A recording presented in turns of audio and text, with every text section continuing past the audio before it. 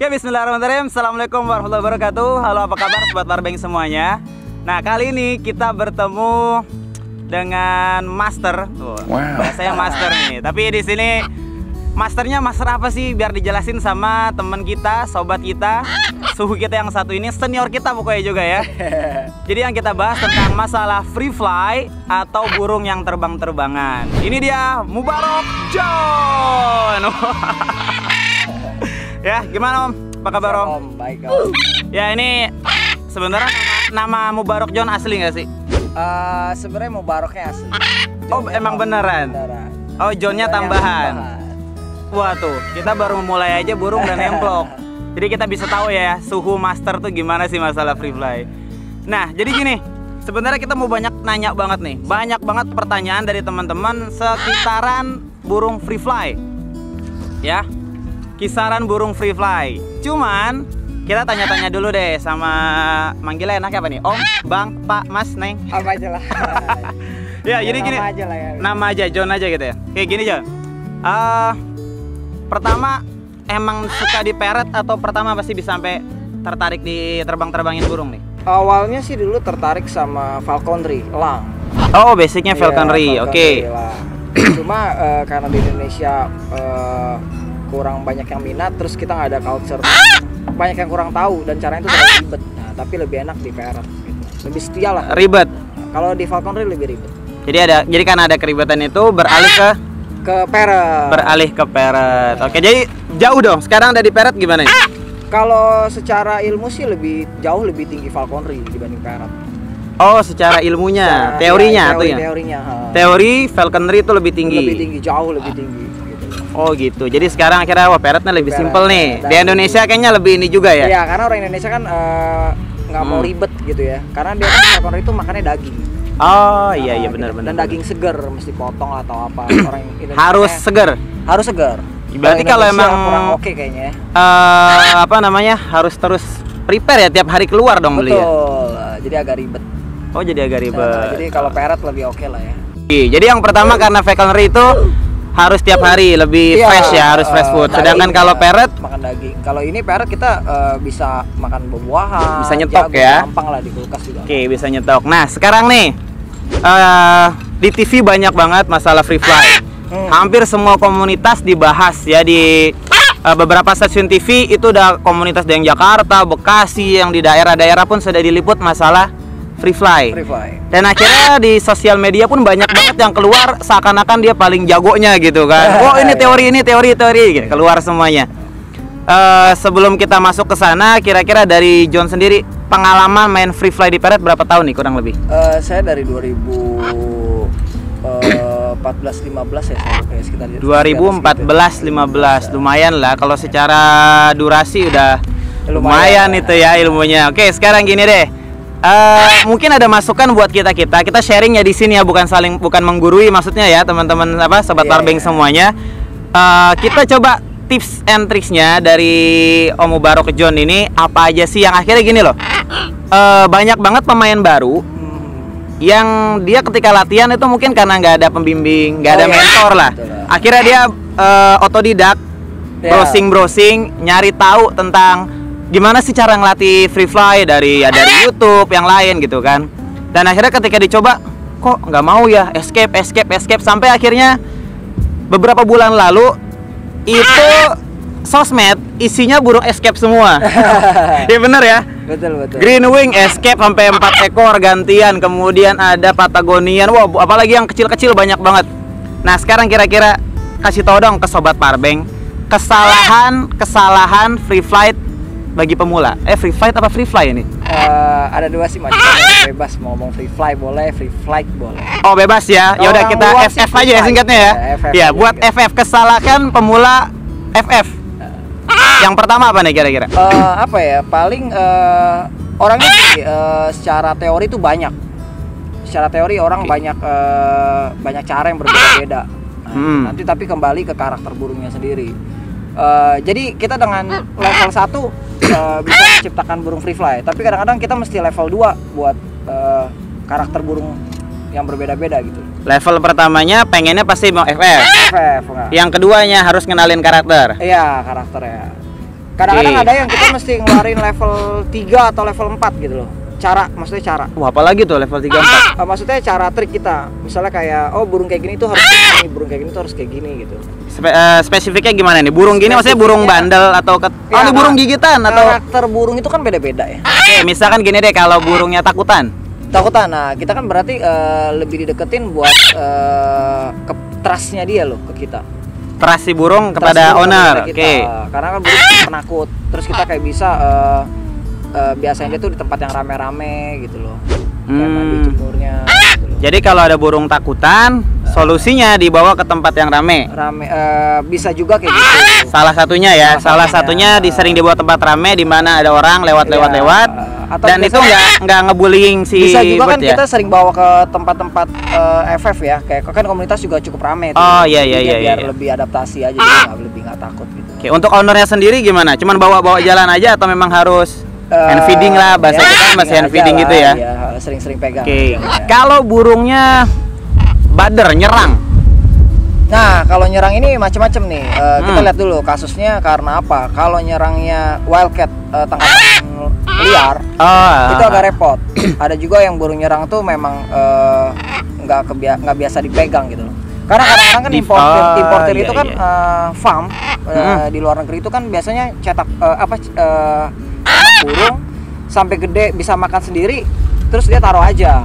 Kan dia komersil. Oh iya, hand rearing ya kalau nggak salah bahasanya ya, bukan hand feeding tapi hand rearing. Jadi di kandang bebas gitu aja dia. Oh, jadi kasusnya gini sob, ada yang wildcat ya, yang tangkapan liar itu gigitannya sedikit lebih repot dibandingin sama yang nggak usah deh kalau menurut saya.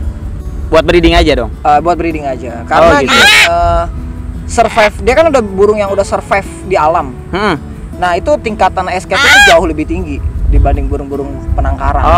Mending burung yang galak dari penangkaran yang belum bisa survive di alam itu masih bisa kita handle daripada burung tangkapan liar yang udah survive di alam. Betul, gitu ya. Karena tingkat survive itu masih tinggi banget gitu.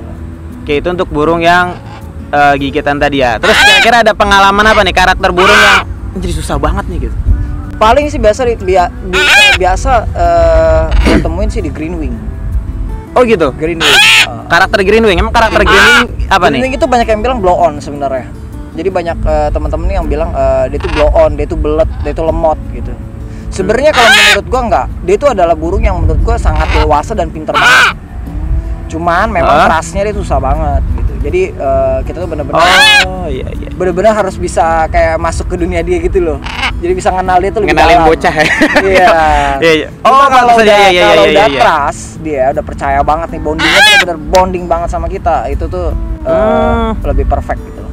Jadi greenwing susah ditaklukkan, tapi kalau udah takluk betul. Jadi the best gitu ya. Menurut gua bondingnya lebih oke.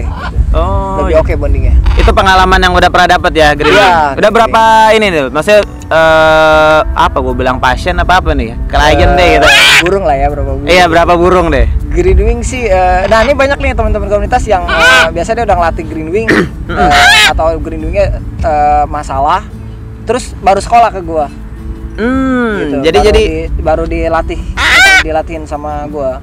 Jadi bukan dari nol ya? Bukan dari nol. Oh, jadi burung jadi atau burung yang proses dia latih sendiri gitu loh. Iya. Tapi menurut dia gagal, akhirnya dia nyerah terus dikasih gua. Itu banyak greenwing. Banyak. Udah nggak kehitung. Udah nggak kehitung ya berarti seringnya. Tapi itu jadi semua tuh. Jadi sih, jadi. Alhamdulillah. Iya, karena gini, dulu sih pernah dapat ini langsung sih, emang ada testimoni. Jadi ada dari teman-teman komunitas yang tinggal di Pantai Mutiara waktu itu kan. Saya sempat kita dipanggil juga. Jadi kita dipanggil minta trik white-billed keiki waktu itu. Ya kita datang. Terus dia bilang, "Oh, emang udah kalau baru ke John udah," katanya. Bilang gitu ya. Ini orangnya langsung, bukan dari kita ya testimoninya. Bisa. Ini serius. Kemarin gua udah latih greenwing, lempar sana lempar sini nggak jadi, sama si John jadi loh katanya. Masih bingung pertama ya. Ini perlu sebut nama juga nggak masalah ya?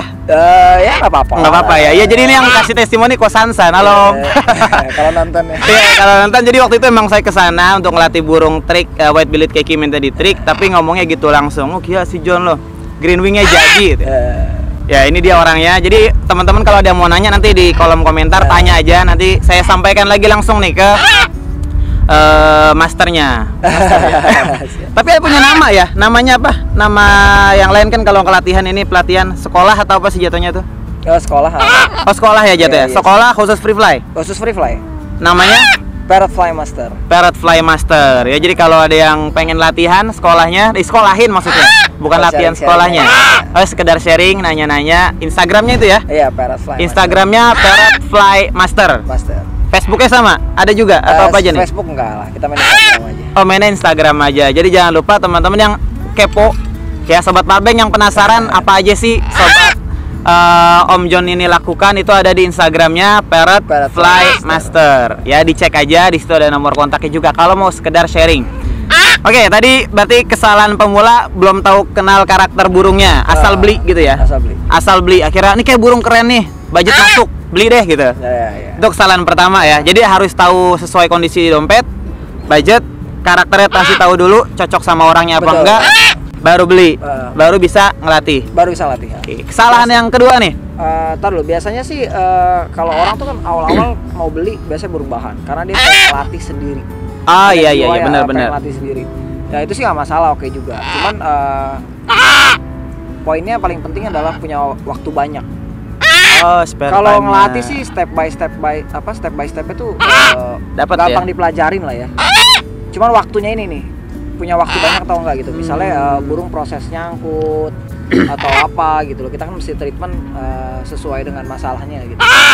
Treatment sesuai dengan masalah. Berarti yang sekarang beredar pun di internet nggak ada yang salah di situ ya? Sebenarnya kalau cara nggak ada yang salah. Cara nggak ada yang salah, cuman treatment setiap masalahnya kadang-kadang. Treatment tiap masalahnya yang suka ketuker gitu aja ya. Jadi yang harusnya burung di misalkan burung kesalahannya A, pakai solusi A. Ketika ada burung problemnya A, pakai solusi C. Nggak dapat. Oke, jadi di situ salahnya banyakan. Makanya tadi gue bilang kadang-kadang burung ini kita mesti pakai skill kita nih atau level kita yang nomor 2 gitu. Kadang-kadang burung ini kita mesti level 3, kadang-kadang juga burungnya gampang kita pakai level 1 aja. Artinya nggak ada banyak masalah burungnya gitu. Burungnya memang pinter, karakternya enak. Oke, berarti ini dari dari problem yang pertama, berarti harusnya bisa dong solusi untuk teman-teman yang baru mulai mau main, sobat Parbeng yang baru mau main, itu karakter atau jenis burung apa yang paling gampang untuk pemula? Sebenarnya sih paling gampang itu blue and gold. Paling gampang? Paling gampang. Sebenarnya dia agak bandel, cuman paling gampang di handle ya. Paling gampang di handle? Iya, paling gampang di handle. Jadi benar-benar dari nol, paling gampang? Paling gampang blue and gold, Makau. Karena dia karakter tuh bandel, jadi kayak gimana ya? Kita tuh ibaratnya bego-begonya lebih gampang gitu. Si bego-begoin. Iya, gitu. Maksudnya kita arahin lebih gampang gitu loh. Oh gitu, berarti kalau yang burung-burungnya pinter kayak green wing, terus scarlet itu sekarang sih cukup gampang. Ya green wing nih yang kadang-kadang kita udah giniin dia salah, kita giniin salah gitu. Karakternya tuh green wing. Karakternya. Bukan karena posturnya yang gede ya? Posturnya juga itu nanti ngaruh di terbang sih. Ngaruh di terbang. Dia speednya lebih santai. Buffon gede juga tuh kayaknya. Buffon juga gede. Gigitannya juga agak lumayan tuh, gigitannya lebih. Karena dia bejok terus. Oh, kayak lagi ngulek ya. Gitu. Kayak itu untuk burung gede ya. Burung yang medium size deh atau yang small. Ya semuanya lo pengen, ya mau semua pengen punya Makau gitu kan. Cuman kan secara budget mungkin yang agak kecilan deh apa tuh? Sebenarnya sih kalau buat karakter Makau memang lebih pintar. Cuman nggak begitu beda sama parrot kecil ya kayak Sankonur. Cuman problemnya adalah kalau kita escape atau nyangkut itu lebih susah nyarinya. Karena kecil. Karena kecil dan kita mau pakai GPS juga nggak bisa gitu. Lihat GPS ya daripada burung. Jadi resikonya lebih tinggi. Oke. Sebenarnya Sankonur tuh burung yang kecil, pinter, enak dan dia koloni. Jadi kita bisa main bareng-bareng rame-rame. Iya, udah gitu berisik ya. Tapi berisik. Iya, nggak maksudnya kalau lagi terbang, maksudnya kalau lagi terbang ya gampang dicari malah kalau SC ya. Oke, itu yang pertama, udah solusinya udah dapet. Mau burung kecil kurang lebih ada SC, yang besarnya ada BNG ya, Blue and Gold Makau. Mediumnya kita bisa main di Patagonia juga bisa. Oke. Kokatu gimana? Kokatu boleh, cuman dia itu speknya itu sayap lebar, ekor lebar.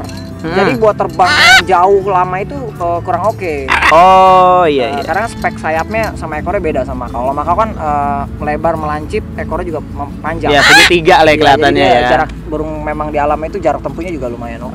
Oke oke. Oh kalau dibaratin layangan, kalau makau itu layangan yang biasa ya. Iya. Iya benar ya. Tapi kalau gila kayak kakak tua tuh apa yang layangan yang gede? Apa ya kalau apa namanya? Kalau pesawat itu ibaratnya pesawat? pesawat Boeing. Boeing kali ya. Iya, Boeing. Jadi kalau kayak gini nyantai ya. Parkir ribet. Oke. Lanjut deh ke kesalahan pemula yang kedua. Apa nih? Selain dari karakter, stepnya pengen terlalu buru-buru, pengen cepet-cepet fly. Terlalu pengen buru-buru. Jadi kita kan kadang-kadang maksa burung. Misalnya posisi burung udah free fly nih. Kita terlalu push.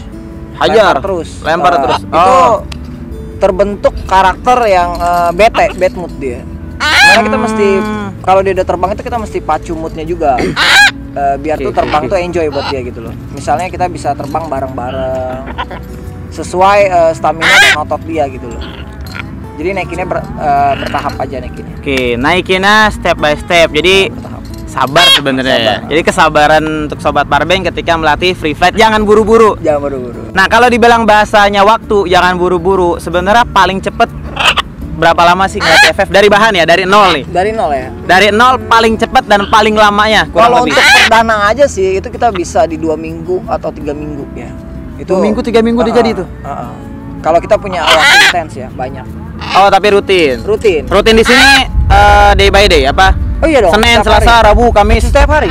Oh, setiap hari. Makanya kadang-kadang burungnya udah jadi itu mahal. Bedanya tuh sampai 10 juta ke atas. Up ya marknya sampai 10 ke atas. Karena memang ya kita beli waktu, beli jam terbang, beli pengalaman. Jadi kalau ada duit lebih, terus nggak ada waktu, mendingan beli burung yang jadi aja. Jadi nggak makan waktu dan harganya juga burung jadi memang mahal gitu loh. Memang mahal ya. Memang mahal dan andaikan nanti bosen mau jual juga harga FF lebih oke juga. Iya. Jadi itu gara-gara nggak mau sabar ya. Pengennya cepet. Tapi itu manusiawi sih, semua pengen instan. Betul. Cuman kadang-kadang gimana ya? Ya gue juga kalau mau latih pengennya kalau bisa sehari jadi dong. Kalau insan pakai cinta, pakai duit. Pakai gini ya. Pakai ada gerakannya cuy. Jadi gak begini doang, ada gininya. Mungkin ada perkata atau apa gini pepatah buat yang tadi tuh. Jadi kalau pengen punya banyak waktu, boleh latih sendiri. Tapi kalau kita nggak punya waktu, punya uang banyak, beli yang udah jadi aja. Banyak waktu nggak banyak duit gimana dong? Banyak waktu nggak banyak duit. Nah itu latih sendiri. Sharing sama teman-teman komunitas. Ya sharing sama teman komunitas. Tapi kalau udah banyak waktu banyak duit, beli burung jadi aja. Jadi tinggal FF-nya aja enak. Nggak punya waktu banyak duit beli burung jadi. Banyak waktu banyak duit beli juga ya yang udah jadi. Maininnya lebih banyak. Biasa racunnya gini, kita punya burung makau nih satu. Happy. Kita FF bagus. Nanti ada lagi omongan atau racun anak komunitas. Lu bisa punya burung satu lagi. Tapi memang betul. Kita kalau bisa punya burung tuh cukup 2 aja. Tapi vlog. Iya. Jadi daripada 2 berantem ya. Daripada 1 terus vlog-vlogan sama teman-teman yang nggak jelas gitu. Yang ganti-ganti terus ya. Itu kadang resiko escape-nya lebih tinggi. Karena misalnya dia ketemu burung baru atau ketemu burung yang error gitu, itu bisa ikut-ikutan juga. Tergantung karakter burung kita nih bagus apa enggak gitu. Siap. Berarti sobat Parbeng paham ya yang kedua ya. Yang kedua tadi jangan buru-buru. Jangan buru-buru. Apa namanya? Nikmati ya prosesnya. Nikmati prosesnya. Salam ketiga. Nyangkut biasanya burung. Ketika burung lagi training progress nyangkut. Itu nyangkut itu banyak problem. Banyak bisa karena itu burung capek jadi nyangkut.